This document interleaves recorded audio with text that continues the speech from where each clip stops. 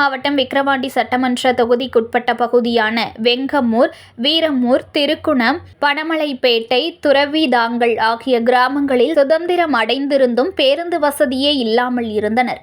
அப்பகுதி மக்களின் நீண்ட நாள் கோரிக்கையை ஏற்று விக்கிரவாண்டி சட்டமன்ற உறுப்பினர் அன்னியூர் சிவா அவர்கள் அப்பகுதிக்கு 5 பேருந்துகளை கொடியசைத்து தொடங்கி வைத்தார்.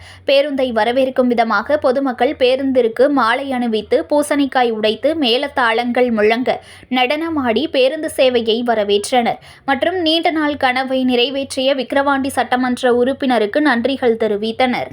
இன்னைக்கு துறவிதாங்கல், வீரமூர், சூரப்பட்டு, வெங்கந்தூர், திருவாமத்தூர் வழியாக ஒரு பஸ் விட்டுருக்கோம்.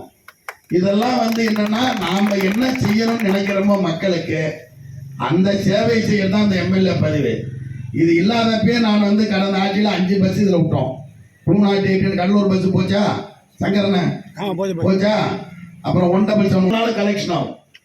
உங்களுக்கு எந்த வசதி வாய்ப்பு இருக்குதோ கொஞ்சம் கொடுங்க. இந்த மகளிர்லாம் போகிற மாதிரி 2 பஸ் சேர்த்து விடுங்க. காலேஜுக்கு